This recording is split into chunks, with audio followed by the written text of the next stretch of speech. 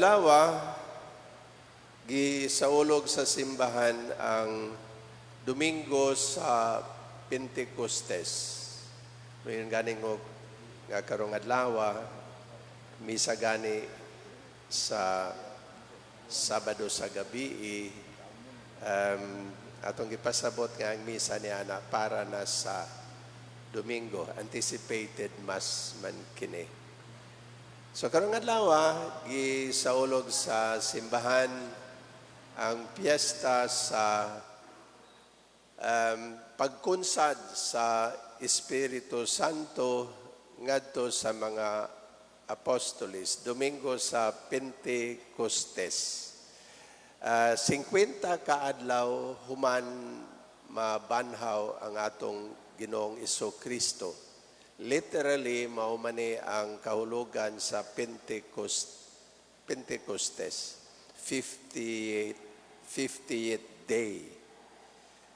Ang nahitabo niadtong adlaw, gilarawan kanato diha sa first reading ganina, nga gikuha sa basahon sa buhat sa mga apostoles. Tulo ka butang ang nahitabo niadtong adlaw. Ug mao ni ang atong pamalandungan karon. Una, niadtong adlaw pagkunsad sa Espiritu Santo ngadto sa mga apostoles na tawo or ingnon ta dili na tawo. Nahimugso ang simbahan. Mao kana nga sa Domingo sa Pentecostes gitawag pod na og birthday sa simbahan. Sa may bote pasabot ni ini, sa wala pa madawat sa mga apostoles ang Espiritu Santo, nagkaingnon nato, wala pa sila magkahiusa. Lain-lain ang ilahang mga interest. Kada usa nila na ay iyahang bitawag og vested interest. Pananglitan si Pedro. Diba si Pedro miduol sa atong Ginoong Jesu-Kristo mingon, Lord, gibiyaan ako ang tanan aron pagsunod nimo. Unsa may akong mapaabot? Katong magsuon nga si Santiago ug si Juan, miduol ni Jesus, usa kay gayon ni ana, mingon sila, Lord, kung muling ko naggani ka sa imong trono, siguro abiyaha nga makalingkod mi uban nimo, usa sa tuo, usa sa imong wala. Mao gihapon, dunay ilahang vested interest. Apan human nila madawat ang Espiritu Santo, ilang giwakli ang ilahang tagsa-tagsa ka mga interest. O ilahang nagkahiusa sila para sa usa ka tumong aron pagpadayon sa buluhaton ni Kristo. Mao ni ang pagkahimugso sa simbahan. Nahimo na silang usa, ubos sa ilahang ulo, nahimo silang usa ka lawas, ang ilang ulo mao si Kristo. Ug mao na nga gitawag nato sila nga kini nga pagkahimugso sa simbahan. Kay unsa man ang simbahan, unsa may kahulugan sa simbahan. Ang simbahan mao kanang katawhan nga nag-ila og usa ka pagtuo, nagprofess og usa ka pagtuo ug nag-ila sa usa ka Dios sa Jesu-Kristo. So mao na ang mingon kita nga pagkunsad sa Espiritu Santo mao ang pagkahimugso sa simbahan. Ikaduha, sa unang Pentecostes, gihuypan sa Espiritu Santo ang mga apostoles sa huna-huna ni Kristo. Sa may buot nato ipasabot diha. Ang mga apostoles sa dugay nga panahon nagakuyog-kuyog kang Kristo. Kanunay nilang madungog ang mga pagtulunan ni Kristo. Kanunay nilang madunggan ang tanan nga isulti ni Kristo. Apan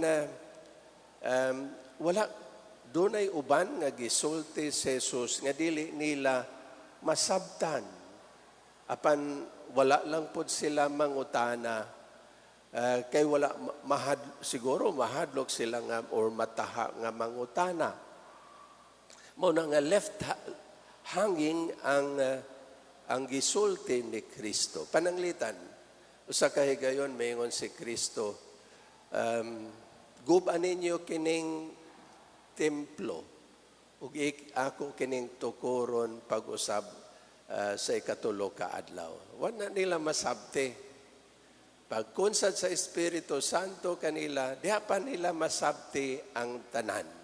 Nga ang gisulti diay ni Kristo nga templo mao ang iyahang lawas. Nasabta nila kini dihang nabanhaw si Kristo sa ikatulo ka adlaw. Gilamdagan sila sa Espiritu Santo.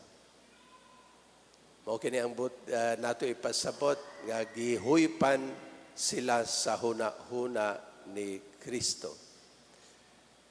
Ikatulo, gihatagan sila sa Espiritu Santo sa kaisog. Mamani ang usa sa mga gasa sa usa sa pito ka mga gasa sa Espiritu Santo ang fortitude, kaisog. Unsa may buot ipasabot niini? Sa wala pa mukunsad ang Espiritu Santo, kini mga apostolis, mga hadlokan, ug mao kana nga mahinumdom ta nga dihang gabitay na si Jesus sa krus. Kinsa lang ang nagpabilin sa 11 nga mga apostolis sa atong Ginoong Jesucristo. 11 na lang kay namatay naman si Judas. Naghikog naman si Judas. Sa 11, kinsa lang ang nagpabilin? Si Juan ra. Ang uban ni karatil og dagan kay nangahadlok. Basin po niya og patyon po ta. Mga hadlokan. Diha sa Ebanghelyo karon, just before the descent of the Holy Spirit, ngadto nila, diin sila. Diha sila sulod sa balay, nanrangka. Kay gingon diri, gi-describe diri, nangahadlok sila. Basin og dakpunta og patyon pod. Apan human madawat nila ang Espiritu Santo, kalit sila nga nangaisog. Wala na ko kahadlok nga nagsangyo sa maayong balita. Ug mao kana nga mao kini ang tulo ka mga importanteng nang hitabo sa pagkunsad sa Espiritu Santo ngadto sa mga apostoles. Karon mangutana ta, unsa may mensahe niini para sa atoa? Una, ang Espiritu Santo mao ang espiritu sa panaghiusa. Ang Espiritu Santo mao ang espiritu sa panaghiusa. Karon mangutana kitang mga Kristiyanos man ta, mga Katoliko ta, nakonpermahan man ta, nadawat naman nato ang Espiritu Santo diha sa pagkonperma. Nga naman laging nagbahin-bahin man ta. Nga naman laging nga wala man ta magkahiusa. Diba? Bisan diha sa mga kapunungan sa simbahan, may tabo nga managbahin-bahin, wala magkahiusa. Nga naman, tungod kay ato man nga gi-block ang uniting spirit sa Espiritu Santo. Atong gibabagan ang buhat sa Espiritu Santo unta nga nga maghiusa unta kanato. Ug mao kana nga kinahanglan tang open. Ablihan nato kanunay ang ato ang kasing-kasing aron ang Espiritu makalihok diyan sa to ang kinabuhi. Karon bahin sa huna-huna ni Kristo. Di ba, mingon ta nga, huypan ang Espiritu ang mga apostoles sa Espiritu sa huna-huna ni Kristo. Unsa may buti pasabot diha. Ha? Nga magatubang gani kita og gani kita sa sitwasyon din pangayoon ka nato nga mo decide ta unsay angay nga buhaton diha sa usa ka sitwasyon. Kinahanglan gyud nga pangutan-on nato kung si Kristo ang anaa niining maong sitwasyon, unsa man gyud ang iyahang buhaton. Importante kaayo kana na tungod kay ang tendency, ang tentasyon nga ang ato ang kaugalingon nga desisyon, ang ato ang sundo niya, selfish biyata. Nindot nga ipangutana, kung nanaa si Kristo ni aning sitwasyon na, unsa mayang buhaton. Aron makasiguro kita nga husto ang ato ang desisyon. Subay gyud sa kabubuton sa Dios ang ato ang desisyon. Subay sa huna-huna ni Kristo. Nakuha. Ikaw pat bahin sa kaisog. Atagan sila sa gasa sa kaisog. Unsa may bote pasabot? Para nato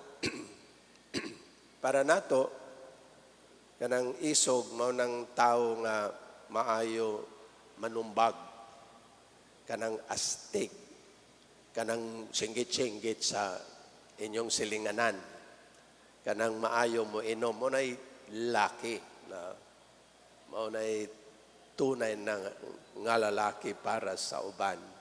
Panay balo mo ang tunay na lalaki, ang tunay nga isog, ang tinuod nga isog, mao kanang tawo nga ihag yung tindugan unsay husto ug unsay maayo. Tawo nga kung hibalo lang siya nga mao kini ang kabubuton sa Dios, ihag yun ng tindugan, ihag yun ng sundo mo, ginayahang buhaton. Na? Wala di siya mahadlok. Kanang hadlokan, mayon na siya, maumani ang gusto sa kadaghanan. Maulang po ni ako ang sundon, maulang po ni ako ang buhaton, kay sawayon unya ko nila. No? Katawaan unya ko nila. Bisan ko, naibalo ko nga dili ni mao ang gusto ni Kristo. Panbasig ingnon ko nilang killjoy. Buhaton lang ni nako ning unsay na gibuhat sa uban. Mo nay talawan, mo nay tawong talawan. Apan atong balikon ang tawong isog, mutindog yun sa kamatuoran, iyahag yung sundon ang unsay kabubuton sa Dios. Iyang sundon ang unsay husto o maayo. Mga igsoon, pananglitan diri sa simbahan, or mangutana ta, unsa man ta, isog, hadlukan. Mga Kristiyano man ta, mga hinimbahon man ta, dapat isog ta. O kung isog ta, mutindog yun ta, unsay husto o maayo. At og yung labanan, ang pagtulunan o kabubuton ni Kristo. Di ba? Dili sa simbahan, isog ta. Mo nang nagyoy dako kaayo nga, kay daghan man kaayo karong mga naghagit God. No, daghan kaayong mga atake batok sa pagtulunan ni Kristo. No? Ug mao kana nga kita sa simbahan, kinahanglan mo tingog ta. Kinahanglan mo tindog yun ta. Kaya mo man ikabubuton sa Dios. Mo man ang sugo sa Dios. diha sa tubangan sa ako nang giingon dako kaayo diha ang ato ang pagsupak sa giplano nga gambling casino diha sa Batinggil na musupak gyud ta kay supak man ni sa kabubuton sa Dios nahibalo man ta nga ang sugal magdalag kadaot sa pamilya. Unsa ganay makadaot sa pamilya, unsa ganay makadaot sa kaminyoon, supakon gid na nato, no? Ato gid nang ipadayag ang ato ang pag supak sa unsay makadaot sa pamilya, unsay makadaot sa kaminyoon. Karong bago pa lang siguro nakadungog na mo nga nakapasar na sa second reading sa Kongreso ang House Bill 9349 nga nagtugot na, motugot na. Unya ang divorce diri sa Pilipinas. Naibalo mo, duha na lang ka nasod, ingnon ta ang supak, ang walay divorce law sa tibuok kalibutan. Pilipinas na lang o ang Vatican.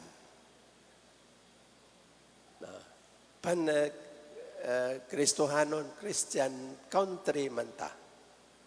O bahala nagmahimot ang very unpopular. Basta kay naglaban ta unsay husto ug maayo. Nagsunod ta kang Kristo. Sa mga sugo ni Kristo. Si Bishop Pardillo, gi-interview o sa ka-journalist. O ginawong yun siya sa pag-ingon nga dili ba kinaraan na ang baruganan o pagtulunan sa simbahan. Yun siya nga, amo lang yun, ang iyahang baruganan sa simbahan, maulang yun ang pagtindog sa unsay husto, unsay gitudlo ni Kristo. Walay kinaraan sa pagtulunan ni Kristo. Ang pagtulunan ni Kristo para sa tanan nga panahon.